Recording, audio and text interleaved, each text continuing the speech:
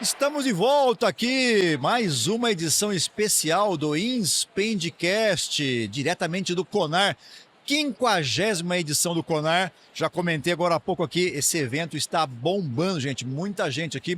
Hoje é o dia mais movimentado, né, que é o segundo dia do evento. E você sabe que eu tenho recebido aqui hoje convidados muito especiais, pessoal com muito conteúdo, muita bagagem. E neste episódio estou aqui com Arthur Felipe. Seja bem-vindo, Arthur. Obrigado, Cris. Muito prazer estar aqui com vocês. Feliz, cheio, né? Você Muita viu o gente. movimento? Você falou, o movimento tá bom aqui, O movimento né? tá bom demais, Muita né? troca, muito networking. Gente, o Arthur é diretor global de RH com foco em pessoas e cultura. Chique, né, Cris? Você vê? Desafio, né, cara? Desafio, Meu hein? Deus do céu. Só de pensar, pessoas já é um grande desafio, Sim. mas cultura também é algo bastante delicado de... É delicado e acho que a cultura, ela passa e ganha uma importância nos últimos anos, porque as pessoas começaram a entender a importância da cultura conectada à estratégia da empresa, Cris. Então, assim, não tem como, de alguma forma, a gente desassociar essas duas partes. Então, uma coisa vai sustentar a outra, justamente para a gente poder ter mais êxito, mais resultado, justamente para a gente conseguir atingir o objetivo estratégico da organização. Então, acho que uma cultura forte, uma cultura sólida, uma cultura, obviamente, sempre voltada por pessoas. Afinal, são as pessoas que, de alguma forma, são a engrenagem da organização. Isso faz toda a diferença sempre, mas sim, é um grande desafio. Arthur, eu já atropelei ele aqui, né, mas eu queria saber mais de você, cara. Me fala um pouco de você. Bom, vamos lá. Eu sou Arthur Felipe, eu trabalho em RH. A gente começa a entregar a idade agora, assim, né? Mas basicamente mais de 12 anos. Passei por algumas empresas de diversos setores, segmento de serviços. Agora estou na indústria. Então hoje eu sou diretor de RH da Indorama Ventures, na nossa divisão Indovinia, que é uma parte química. Resido e moro aqui em São Paulo, mas minha vida é uma vida bem desafiadora, porque a gente tem um headquarter no estado do Texas, nos Estados Unidos. Então existe aí um desafio bem interessante. Sou responsável basicamente por alguns processos dentro da empresa que eu atuo, desde a atração, vou ter que falar todos agora, senão meu time fica bravo, tá? Pode Então, falar, assim, pode falar. atração, recrutamento e seleção, toda a parte do onboarding, toda a parte de offboarding, cultura, diversidade e inclusão, toda a parte de aprendizagem, os programas de porta de entrada que são muito importantes, como trainee, estágio, menores aprendizes e tudo mais. E um fator bem importante, que é o que estou até aqui no stand de vocês, que é a parte de metas, competências, carreira, sucessão. Então isso, de alguma forma, é o core. Por isso que a gente chama de pessoas e cultura. Porque é, na verdade, esse driver que, de alguma forma, dá esse movimento na organização, suporta a jornada do colaborador dentro da empresa, seja uma jornada boa, enquanto a pessoa estiver, seja um ano ou seja 20, 30 anos. Conta um pouco, como é que é essa parceria com a Efficient? Bom, a parceria com a Efficient, ela acontece já há um bom tempo, já não vou lembrar que a gente começa, mas tranquilamente mais de 3 anos, e ela nos suporta justamente nesse processo de um sistema em que a gente inclui as metas. Dessas metas, a gente tem um processo, a gente tem um ciclo mesmo de pessoas, que é desde da contratação de metas, ao checkpoint da meta, a inclusão do plano de desenvolvimento individual, a avaliação justamente de comportamentos ali, a gente foi mudando e transitando um pouco nos últimos anos, mas basicamente essa sustentação que o sistema dá para o ciclo de gestão de pessoas. E claro, o sistema vem para nos ajudar. A gente trabalha hoje com a matriz, por exemplo, do Nine Box, então muita informação do que está lá, ele justamente sustenta porque fica fácil a visualização, a gestão individual das pessoas e também a gestão do próprio RH neste processo. E acho que o grande desafio, Cris, que eu sempre cito, muitas empresas estão, obviamente, imputando sistemas integrados de RH e etc. Qual que é o lado muito bom da Efficient? É justamente essa cara de startup, essa coisa customizada, essa coisa próxima que a gente pede, é atendido, de fácil customização para o cliente. Então, a Efficient nos acompanha numa transição da nossa corporação e ela vem evoluindo, a gente vem evoluindo e vem, de alguma forma, conectado com a Efficient. Você sabe que a gente está contando aqui, né, no Conar a novidade de estar junto com a Efficient, né? A Inspend tem 29 anos de mercado. A área de educação, a gente está também, né? A gente não nasceu em educação, mas estamos em educação desde 2002. E o objetivo nosso de estar junto com a Efficient, porque a gente entende que o LMS, ele precisa estar conectado cada vez mais com esses processos, né? De gestão de pessoas, assessment. Então, esse é o objetivo da gente estar junto aqui lançando. Então, para a gente é uma alegria muito grande, cara, poder estar te recebendo aqui num dia que é importante para a gente, né? Dessa parceria da InSpend, do Neolude, junto com a Efficient. Vamos avançar um pouco mais aqui. Quando a gente fala, por exemplo, de cultura, qual foi o principal desafio que você encontrou quando chegou na empresa? Tá. E, na verdade, acho que o principal desafio não foi nem quando eu cheguei. É o principal desafio de um processo de Merger and Acquisition, que é o processo de M&A. Então, nós passamos por um processo de M&A há 2 anos. Então, pensa, quer dizer, até para todo mundo que está aí nos assistindo ou somente ouvindo, mas pensa na realidade de éramos uma empresa brasileira que se internacionalizou. Então, é a essência de uma cultura, teoricamente, ainda brasileira, que está tentando um espaço fora. A gente já estava aí, obviamente, colhendo alguns frutos quando a gente foi, de alguma forma, adquirido por uma outra estrutura. Essa estrutura é uma empresa de origem familiar indiana, com o headquarter do grupo na Tailândia, a nossa divisão nos Estados Unidos. Então, assim, eu acho que esse é o barato da gente pensar em cultura, de que forma a gente pode conectar tudo isso e fazer dar certo. Claro, tem suas diferenças, tem aquela coisa que você fala, meu Deus, e agora? Como funciona esse processo? Como a pessoa pensa? Então isso é muito interessante. E é tão interessante que eu vou trazer curiosidades. Por exemplo, a gente vai fazer um programa de desenvolvimento da liderança. Se eu convidar todos os meus líderes, eu tenho que pensar que até um coffee break ele tem que ser muito adaptado para as pessoas. Porque existe uma diferença de comida, do que a pessoa come de manhã, do que a pessoa almoça. O café americano, meu... Totalmente diferente. Tem simbologias muito específicas de animais para uma sociedade em detrimento a outra. Então, eu acho que isso é um aprendizado constante. Estou dizendo, claro, é um exemplo muito específico, mas a gente pode avançar muito mais num padrão de tomada de decisão, que isso tem a ver com cultura. A gente pode falar um pouco sobre a parte de influência, são processos totalmente diferentes. Um processo também de tempo de organização, ou de como esse processo funciona. Eu trabalhei em empresa japonesa. Empresa japonesa tem aquela coisa de você ficar na organização muito tempo. No lado americano, já nem tanto. Você tem mais uma movimentação porque a economia é diferente também. Então, esse é o grande desafio, mas é o grande barato, que deixa a gente de cabelo em pé às vezes, mas no final do dia, quando você vai organizando tudo isso, você fala, opa, que interessante, deu certo, as pessoas estão ali se respeitando, criando uma nova cultura, de um novo jeito. Afinal, a gente está falando de um grupo, Cris, são 86 nacionalidades. Num total de um grupo de 36 mil colaboradores. Então, assim, é um barato tudo isso no dia a dia, entendeu? Me corrija se eu estiver errado, né? Mas na minha visão aqui, o que une a gente são valores. Exato. Né? Então, essas pessoas que estão aí todas essas regiões, elas têm valores semelhantes. E o fato de você ter culturas diferentes, nesse caso, ela agrega na diversidade. Totalmente.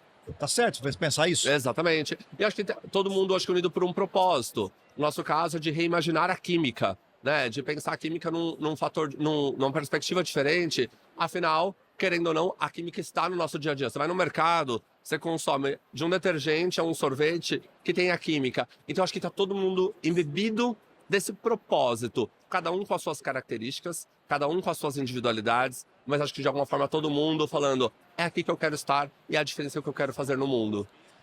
E desses países, qual deles que você falou assim, nossa, isso aqui foi o mais diferente ou o mais desafiador? Olha, acho que todos sempre têm algumas características. Só que, claro, o fato de eu estar no Brasil, temos uma conexão maior com os Estados Unidos, culturalmente mesmo, como país, mesmo como sociedade. Aqui, esse eixo América, esse eixo Ocidente, ele acaba sendo mais tranquilo. Então, por exemplo, a experiência de quando eu fui à Tailândia foi muito diferente, justamente porque eu tive a perspectiva e o contato com diferentes pessoas. Que, por exemplo, um toma café da manhã feijão, tem feijão no café da manhã. Na Tailândia? Tem um público, não na Tailândia, mas ali a gente estava numa mistura de pessoas ao redor do mundo, e tinham ali culturas, por exemplo, o indiano, ele consome um pouco feijão na parte da manhã. O que pra gente é uma coisa super estranha. Mas o processo é reverso, porque os mexicanos, que a gente já tem mais proximidade, até por uma questão de geolocalização, eles acham a gente muito estranho comer o abacate doce. Porque para eles o abacate é salgado, a papaya é salgada. Então, são esses costumes. E aí eu tenho uma colaboradora do meu time que é mexicana, mas a anterior, que é a Açucena. Eu falei, Açucena, eu te dou um desafio. Eu quero que você prove um creme de abacate. Ou um creme de papaya, que é super famoso pra gente. Ela não conseguia conceber. Como assim com açúcar isso? Isso é barato, Cris, a gente experimentar e falar, meu, não, é diferente pra gente, mas tá tudo bem. Vamos seguir o flow aqui que tá tudo... vai dar certo. Hoje, por exemplo, a parte de contratação de pessoas, com esse volume todo de gente, você deve ter um turnover que é natural. Claro. Como é que funciona hoje esse processo de seleção? É igual em todos os países? Como é que funciona hoje? Tá. Basicamente, o nosso processo de M&A, ele é um processo recente. Então, no primeiro ano, a gente começou a estruturar a harmonização desses processos, Cris. Ele era diferente por região.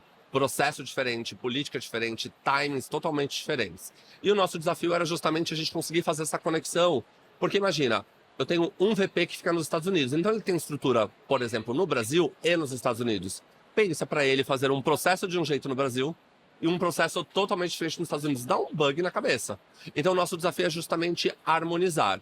O que a gente tinha de semelhanças? Por exemplo, nós tínhamos plataforma de divulgação de vagas coincidentemente iguais, que hoje é a mais famosa que a gente tem no mundo. Não sei se pode citar aqui. Pode. Que é o LinkedIn. Então, assim, a gente já tinha isso coincidentemente igual. E, obviamente, a gente está harmonizando. De que forma a gente posta essa vaga?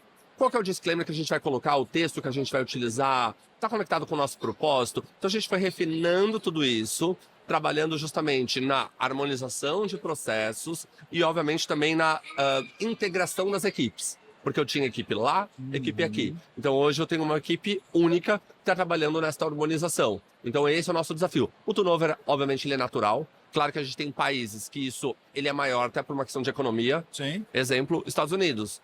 Eu posto uma vaga, Cris, no LinkedIn nos Estados Unidos, eu tenho 4 candidaturas em 2 meses.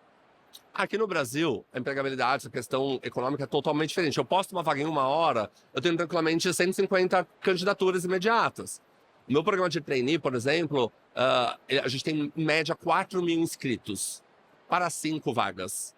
Então, assim, somos uma empresa, obviamente, atrativa, onde você pensa em remuneração, em um bom lugar para se trabalhar, em uma cultura sólida, uma empresa que de alguma forma tem solidez, e acho que isso é bem importante quando alguém procura emprego. Que empresa é essa, né? O que tem por trás? Quem são o sócio? Quem é que tem capital? Isso é sempre importante olhar. Então a gente tem essa solidez, o que nos deixa de alguma forma, obviamente, atrativos. Mas sim tem esse impacto de turnover região a região, e às vezes nós sim temos que criar estratégias diferentes para suprir esse pipeline. Então acho que isso também é bem importante. Olhando para o futuro, como é que você enxerga o futuro do RH? Tá. Eu acho que a gente tem acho que o mundo está se transformando de uma forma tão rápida, tão veloz, e eu acredito muito no digital. Eu acredito muito numa interdependência que vai ter entre pessoas, máquina e tudo mais, que num primeiro momento é assustador, mas eu acredito muito que isso vai ter uma interação cada vez mais fácil, mais de usabilidade intuitiva para todo mundo. Assim como a gente abre hoje um iPhone, a gente não tem mais o botão, a gente consegue facilmente se localizar naquele aparelho. Eu acho que isso é uma tendência para a perspectiva quando você entra numa organização. Acho que antes a gente era muito blocado. Você sai daqui, vai para cá, é o percurso. E acho que a tendência é que isso fique cada vez mais num flow, que as pessoas vão só sentindo o processo e, obviamente, tem ali uma tecnologia para ajudar. Tem, obviamente, as pessoas para aportar tudo isso. E eu vejo também uma outra perspectiva em outros cenários. Por exemplo, existe sim uma discussão, e o mundo mudou muito em relação, por exemplo, ao trabalho híbrido.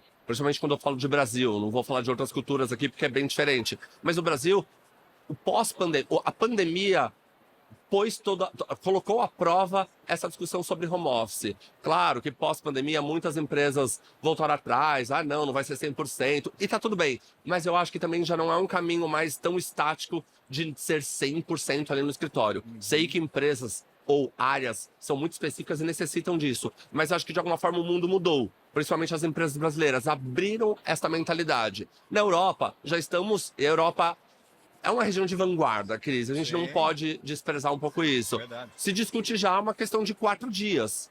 Então, às vezes, toda vez que eu participo de um podcast, as pessoas perguntam, e na sua empresa? Hoje, a minha empresa não é uma realidade. É próximo? Acho que ainda não. Mas é uma coisa que a gente tem que olhar, porque existe uma tendência disso acontecer, principalmente porque existem esses grupos ou essas regiões que são mais de vanguarda e que trazem e apresentam tendências para outros países. Então, acho que a gente tem que ficar ligado nisso. Comentou um negócio interessante que eu vi uma matéria recente, eu não vi o desenrolar dela, né? Mas eu vi pelo menos uma parte dizendo que esse processo, por exemplo, que na Inglaterra, né, que foi para 4 dias, que as pessoas acabaram trabalhando em 2 lugares, arrumaram 2 empregos. Então, a expectativa que era, de repente, trabalhar menos, ela acabou sendo trabalhando mais, né? E aí teve um país que estava falando em abrir para 6 dias de trabalho ao invés de 5, para, né, arrumar um jeito de compensar. Você acha que vai seguir para essa linha de 4 dias ou vai para a linha de 6 dias? Eu acho que existe uma tendência demais para uma linha de 4. É claro que isso também vai de muito região a região. Por exemplo, hoje nós temos uma estrutura na Índia. Na Índia é comum as pessoas trabalharem aos sábados, meio período, que já aconteceu e acontece às vezes até em alguns Sim. cargos, até no Brasil e etc. Mas eu acho que as pessoas, cada vez mais que elas experimentam, por exemplo, que a gente experimentou a questão de home office, de qualidade de vida, acho que está muito em destaque tudo isso. Eu acho que a gente não pode nem para um pêndulo, nem para o outro. Eu acho que achar o equilíbrio é sempre a parte mais saudável. Então, eu acho que isso tem muito a ver com a cultura local. Isso, por exemplo, você falou um pouco sobre diversidade. A mesma coisa sobre diversidade. A discussão que a gente tem de diversidade no Brasil não é a mesma que você tem no México, não é a mesma que você tem nos Estados Unidos. Mas tudo é diversidade, mas cada um com as suas batalhas. E eu acho que essa é a mesma perspectiva para essa questão, tanto do híbrido quanto da jornada de trabalho. Eu acho que vai muito de existem tendências e, obviamente, existem as subculturas, que a gente tem que respeitar, sim. Culturas, por exemplo, de dress code, a cultura teoricamente também da diversidade, a cultura de como funciona o crescimento na carreira, isso vai também de país a país, região a região. Então, isso, de alguma forma, ele tem que ser. Ele prevalece, na minha opinião. E, claro, existem países que vão tendenciar mais uma questão de 4 dias e vão ter essa discussão e vão puxar essas discussões, como outros, não vai fazer sentido, porque para eles. Não, o significado do trabalho é diferente. Sim. Então, isso é muito específico. Quando você perguntou para mim de cultura, de viagem, quando eu fui à França para um programa de desenvolvimento de líderes da empresa, também tive contato com pessoas ao redor do mundo. E tem algumas culturas que o trabalho ele é mais importante que a família. Então, quem sou eu, enquanto RH, enquanto pessoa, para falar, não, você tem que ficar em casa, você tem que não sei o quê. Não, eu tenho que respeitar, claro, quais são os limites de regras, bom senso e tudo mais, mas eu tenho que respeitar aquela cultura, porque às vezes não faz sentido para outra parte, entendeu? Você assistiu aquele documentário Indústria Americana? Sim. Tá legal, né? Você tem um choque de cultura, né? Do chinês ali com o americano, né? E a gente está vendo, Cris, essa questão, muito se discute sobre essa questão do Oriente reconquistar, porque existe a teoria da reconquista do Oriente ao Ocidente. Eu acho que esse vai ser um grande desafio para as empresas, para as pessoas. E aí acho que entra um pouco na sua pergunta, porque existe uma função de trabalho do Oriente que ela é bem diferente do Ocidente. Então, se a gente pensa em empresas, vamos lá, a enxurrada de empresas chinesas que já estão instaladas no Brasil, no Canadá e etc. O mindset deles é bem diferente. O mindset de competitividade deles é bem diferente. Então, esse também é um elemento adicional que vai parar toda essa discussão que a gente está falando aqui. Que tudo pode ser que mude, porque o mundo está justamente nessa transformação, ou algumas coisas a cultura local ela vai sustentar para falar, não, ó, aqui você não consegue impor desse jeito, porque não funciona. E eles também vão ter que se adaptar. Mas esse é um excelente ponto mesmo. Capacitação. Como é que você está fazendo hoje com programas de capacitação? Você faz mais online, mais híbrido, mais presencial? Ou diferente, para liderança eu faço mais presencial. Como é que está hoje isso? Tá. Hoje eu tenho uma plataforma, obviamente, de desenvolvimento e por conta do processo ainda de harmonização, eu ainda tenho plataformas apartadas, porque são empresas que vão ainda se conectando. Então eu tenho plataforma, a gente foca, assim, muito em treinamento e learning. Nós temos muito e fomentamos muito o virtual também. Então, a live, então tem muita palestra, tem uns workshops que acontecem também de modo ou híbrido também, que às vezes tem uma parte que começa no virtual. A gente gosta muito in person, ali presencialmente. Eu acho que isso também é muito interessante. Então a gente gosta de mesclar. Até porque, Cris, nem todo mundo aprende igual. Então tem gente que é mais sinestésico, gente que é mais visual, gente que é mais auditivo. Tem gente que gosta de podcast, gente que não gosta de podcast. Então acho que a gente, enquanto área de aprendizagem, a gente tem que estar embebido desse desafio de como atingir todo mundo, garantindo o conhecimento, garantindo a informação, garantindo a retenção daquele conhecimento, independente, às vezes, do formato, da metodologia ou formato que a gente utilize. Isso é bem importante. A gente tem alguns programas, por exemplo, a gente tem um programa que a gente acabou, por sinal, a Holding ganhou o Brandon Hall na categoria Ouro, que é o IVL Future Leaders. É um programa de formação do pipeline de executivos. Não é de novos líderes numa cadeira inicial, mas do pipeline já para formar essa pessoa para um cargo mais específico, gerente executivo, um diretor e etc. Então, esse programa, ele começa e-learning, ele tem os módulos virtuais e ele tem módulos presenciais. Então, agora em setembro, as pessoas vão justamente para Bangkok, uma semana ali focada, tudo mais. Depois elas iniciam um processo de mentoria, coaching e desenvolvimento de projeto. Então, eu acho que essa mistura, ela faz bem, porque você consegue tentar, você captura um pouco de tudo, um pouco de todos, para garantir o conhecimento e sustentar tudo isso. E eu acredito muito nesse blended, assim, dessa mistura, eu acho que ela faz bem para a organização. E acho que tem um ponto importante que a gente tem que pensar. Alguns treinamentos, o online, ele ajuda muito, porque ele reduz muito o nosso custo. Então isso é muito importante, porque, pensa, ao redor do mundo, como colocar todo mundo sempre numa mesma sala? Só se eu ficar sócio da companhia aérea, né? Assim, não dá. Então a gente tem que brincar e ser muito criativo nesse processo. Boa. Eu sei que eu já estourei todo o tempo aqui, mas o papo tá bom. Vocês vão me desculpar, mas eu vou fazer mais perguntas. Vamos imaginar o seguinte. Você tem um superpoder e aí você pode mandar uma mensagem para o celular de todas as pessoas do mundo. Que mensagem você mandaria? Gente, vamos se divertir. Compre ingresso do Carnaval de Salvador. Pare com a guerra e vamos pensar um pouco mais no próximo e ser feliz. Chega de guerra. Chega de guerra, né? Chega de guerra. O amor tem que vencer tudo isso, Cris. E parece um papo meio filosófico, mas de verdade, cada vez que eu assisto um jornal, que eu abro a Folha de São Paulo e vejo a situação de países brigando por território, por conta de um líder, seja ele qual for, aqui independente de qualquer coisa, porque um líder idealizou que aquilo é dele, que ele é maior, que ele pode mais, que ele tem mais poder, e querer destruir uma sociedade. Eu acho que nesse momento falta um pouco de carnaval. O carnaval no sentido, o carnaval da festa, sim, o carnaval da diversão, o carnaval de se pensar no próximo, o carnaval do dançar. Eu acho que a gente precisa de mais alegria.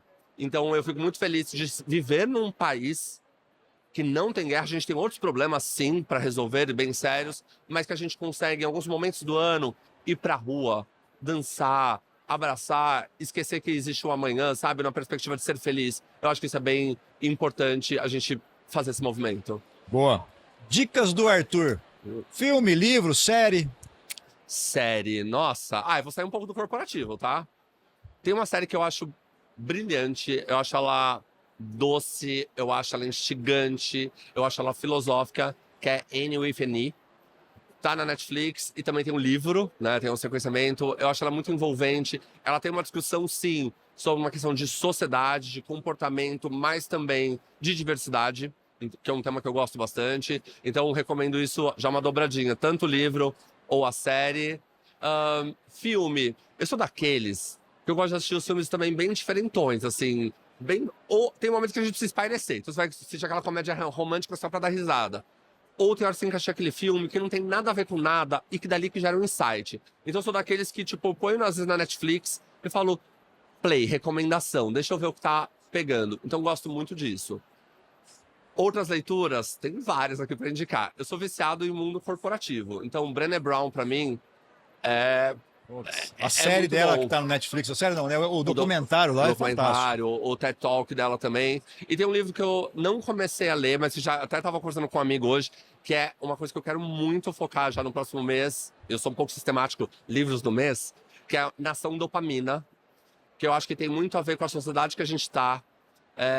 E acho que tem muito impacto também nas organizações, Cris. Que é assim, como de alguma forma esses jovens estão adentrando essa organização, de uma sociedade que de alguma forma é muito superficial, que se eu não gosto de você, eu dou um unfollow em você e vida que segue, eu te bloqueio, eu te descarto. Como viver nesse processo e como isso vai impactar as organizações? Não tenho respostas. Acho que eu tenho muito mais a curiosidade de entender o impacto da sociedade na organização e da organização na sociedade. E eu acho que esse livro vai me ajudar bastante. Sensacional. Como é que te acha na rede? Vamos lá. No Instagram, ou melhor, Instagram é tão pessoal, mas é a Felipe SJ. E no LinkedIn, Arthur com TH, Felipe Souza com Z, Jorge. Então, LinkedIn, adicionem. É um prazer receber vocês. Interação, networking, dicas. Estou lá à disposição.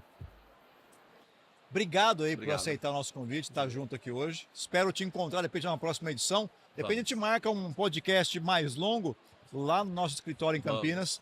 tem muita coisa para falar aí. Vai ser um prazer. Obrigado aí por todos. Obrigado mesmo. Boa. Viu, gente? Quanta coisa, quanta informação. E olha que o tempo passa rápido. Quer aproveitar? Vem pro Conar. Tchau.